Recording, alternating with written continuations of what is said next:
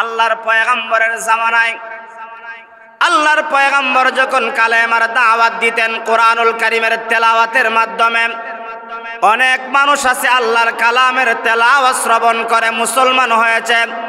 অনেক সাহাবায়ে কেরাম আছে আল্লাহর কালামের ভক্ত হয়ে তারা কোরআনুল কারীমের তেলাওয়াত শ্রবণ করে মুসলমান হয়েছে। কিতাবের মধ্যে পাওয়া যায় নবীর একজন সাহাবী, যেই সাহাবীর নাম হলো তুফাইল ইবনে আমর দাউসি। দাউদ গোত্র থেকে আল্লাহর বান্দা মক্কায় আসলো আল্লাহ তাআলার ঘরকে তাওয়াফ করার জন্য।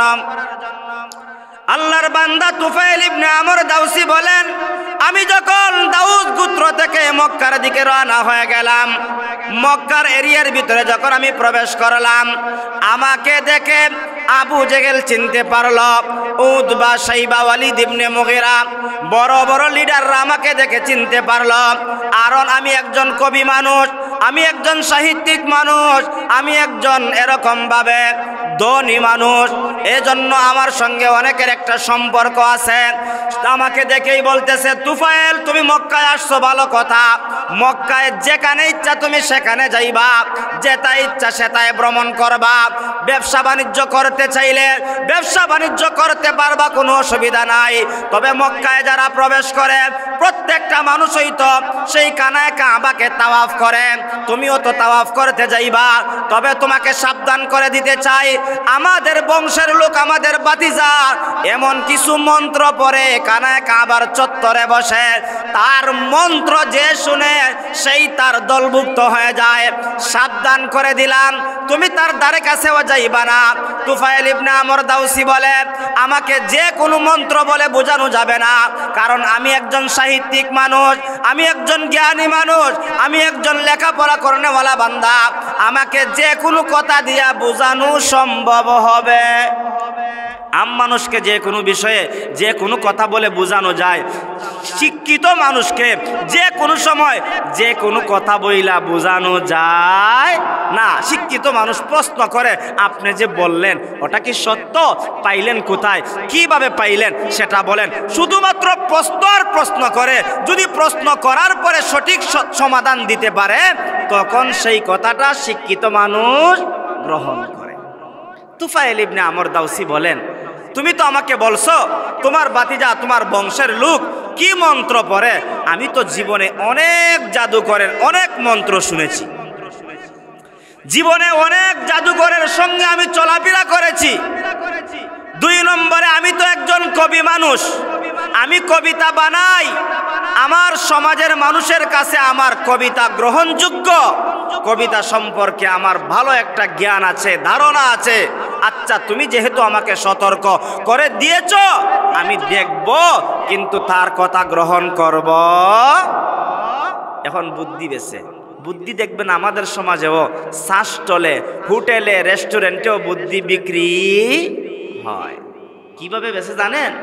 নমাজ পড়ে না বেটায় নমাজির সমালোচনা করে, ইসলাম মানে না বেটা ইসলামের বিরুদ্ধে কথা বলে, ফজরের নামাজ পড়ে না, নামাজের পরে 7টার সময় বৈশা মসজিদের ইমাম সাহেবের সমালোচনা করে, এমন নামদারি মুসলমান আছে না নাই? আবু জেহেল বুদ্ধি বেছে। কিভাবে বুদ্ধি বেছে?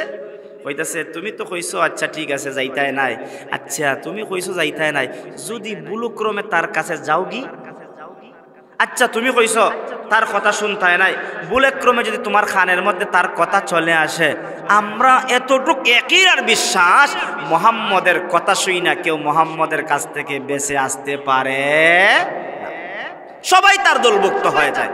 এবার তুফাইল ইবনে আমর দাউসি কয়, আচ্ছা তাহলে কি করতে হবে? বুদ্ধি বিক্রি কইরা কয়, একটা বুদ্ধি আমার কাছ থেকে নিলে মুহাম্মদের কাছ থেকে বাঁচতে পারবা, তাওয়াফ যখন করবা তখন 2 খানের মধ্যে তুলা দিবা। জোরে কইনা নাউজুবিল্লাহ। কিতা কইছে? বুদ্ধিটা বালা না খারাপ? খারাপ। আপনারা কিতা খারাপ বালাও বুঝুন না নি?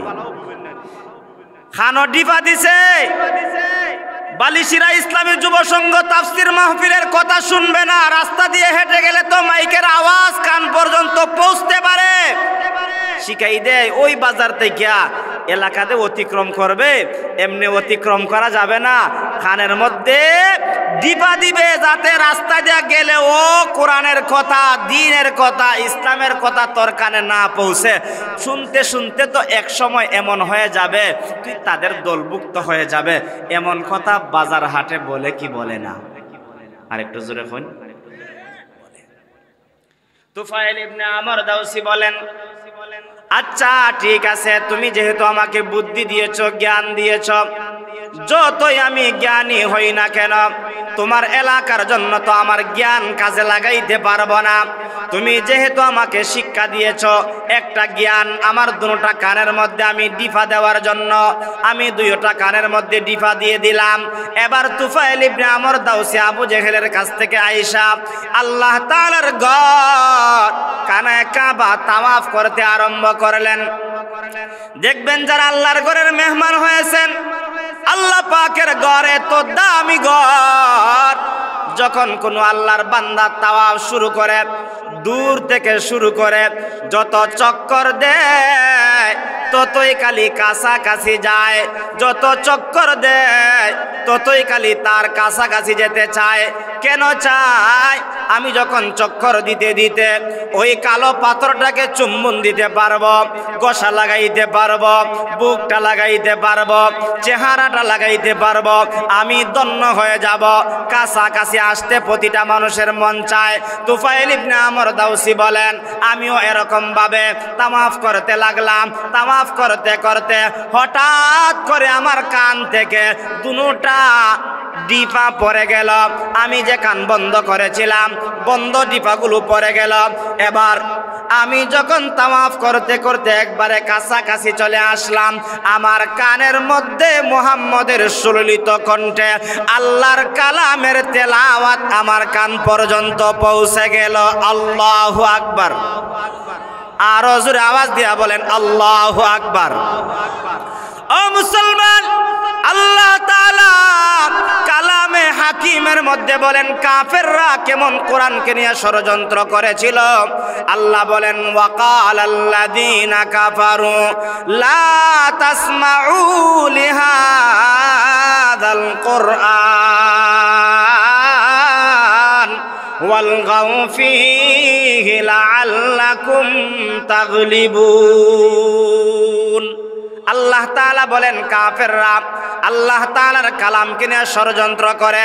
তারা ডাক দিয়া বলে ওয়াকালাল্লাযীনা কাফারু লা তাসমাউ লিহাযাল কুরআন, হে কাফের সম্প্রদায়রা তোমরা কোরআন শ্রবণ করিও না, তোমরা কোরআন শ্রবণ করিও না।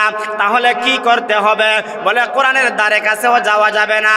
যদি কোরআনের দ্বারে কাছে চলে যাও, ওই যেখানে কোরআন তেলাওয়াত হবে সেখানে তোমরা হট্টগোল করবা, চেঁচামেচি করবা, চিল্লা চিল্লি করবা, যাতে আল্লাহর কালামের তেলাওয়াত তোমাদের কান পর্যন্ত না পৌঁছে।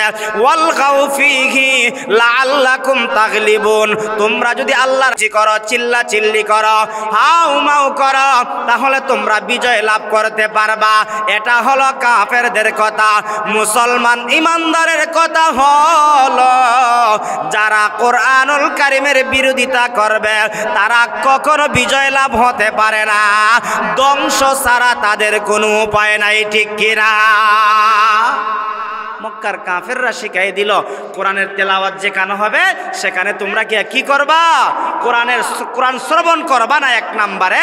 দুই নম্বরে বরংস ওই জায়গায় যাইয়া ওয়ালগাউ ফীহি তোমরা চেঁচামেচি করবা, হট্টগোল করবা, যাতে কোরআনুল কারীমের তেলাওয়াত তোমাদের কানে না পৌঁছে। আর যদি তোমাদের কানে না পৌঁছে, কাফেরদের কথা হলো তোমরা বিজয় লাভ করতে পারবা। আমরা দেখেছি ইতিহাস সাক্ষী, যারা এমন কাজ করেছে তারা দুনিয়াতে লাঞ্ছিত হয়েছে, অপমানিত হয়েছে, তাদের লাশ পর্যন্ত মানুষ স্থাপন করতে পারে নাই, গরু ছাগল খেয়েছে। জুড়ে বলুন ঠিক কিনা? এজন্য তুফাইল ইবনে আমর দাউসি বলেন, আমি যখন আল্লাহর কালামের তেলাওয়াত মুহাম্মদের জবান দিয়ে শুনতে আরম্ভ করলাম, আমার তাওয়াফ বন্ধ করে আমি মুহাম্মদের কাছে গিয়ে দাঁড়িয়ে গেলাম। আল্লাহু আকবার। আবু জেহেল বাধা দিছিল মুহাম্মদের কাছে যাইবা না। 2 নম্বরে হলো তার কথার আওয়াজ তুমি শুনবা না, কিন্তু আওয়াজ শুই না স্টপিজ দিয়ে দিলেন, এখানে অফ হয়ে গেলেন, এখানে তিনি থেমে গেলেন। 2 নম্বরে কথাগুলো শ্রবণ করতে আরম্ভ করলেন। শ্রবণ করতে করতে এক পর্যায়ে তুফাইল ইবনে আমর দাউসি বলেন, আমার অন্তরের ভিতরে 2টা প্রশ্ন জাগলো। কয়টা প্রশ্ন? 2টা প্রশ্ন জাগলো। 1 নম্বরের প্রশ্ন হলো, জীবনে কত কবিতা বানাইলাম, এই কথাগুলো তো কবিতার সঙ্গে মিলে না। জীবনে কত মানুষের জাদুর মন্ত্র শুনলাম, এগুলো তো জাদুর মন্ত্রও হতে পারে। এবার তুফাইল ইবনে আমর দাউসি মনে মনে ইয়াকিন হয়ে গেল, বিশ্বাস হয়ে গেল, এগুলো কোনো কবির কোনো কবিতা নয়, জাদুর কোনো মন্ত্র নয়, এটা যে আল্লাহর কালাম, এতে কোনো সন্দেহ নাই। এবার মুহাম্মদ সাল্লাল্লাহু আলাইহি ওয়াসাল্লামের চেহারার দিকে তাকাইছে তুফাইল ইবনে আমর দাউসি। তুফাইল ইবনে আমর দাউসি বলেন, আমি যখন চেহারার দিকে তাকাইলাম, সেই আকর্ষণটা আমার কলবের ভিতরে প্রবেশ করলো। এবার আমি আর নিজেকে সামলায় রাখতে পারলাম না, আমার হাতটা মুহাম্মদুর রাসূলুল্লাহর দিকে বাড়ায় দিলাম, দিয়ে বললাম, মুহাম্মদ আর দেরি করতে চাই না, এই মুহূর্তে আমি তোমার হাতে হাত রাইখা কোরআনের সংস্রবে আইসা আমি কালেমা পড়ে মুসলমান হতে চাই, একটা জবানও বন্ধ রাখবেন না। এই কথা শোনার পরে, শ্রবণ করার পরে আল্লাহর নবীর মনটা বেজার হইছে না খুশি? আরো জোরে বলেন, বেজার না খুশি? এই মাহফিল হওয়ার দ্বারা একদল লোকের অন্তর খুশি, আর একদল লোকের মনটা আছে না নাই? এটা এই জামানায় ছিল না, ওই জামানা থেকে ধারাবাহিক এসেছে, আসতে থাকবে, কিয়ামত পর্যন্ত চলবে। কিন্তু কোরআনের সংস্রবে যারা থাকবে তাদের সম্মান দুনিয়াতে আল্লাহ বাড়ায় দিবে, আখিরাতে আমার আল্লাহ ওই কোরআন ওয়ালাদেরকে সবচাইতে উচ্চ মাকাম দিয়া চির জান্নাতের মেহমান বানায় দিবেন। জোরে আওয়াজ দিয়া বলুন সুবহানাল্লাহ।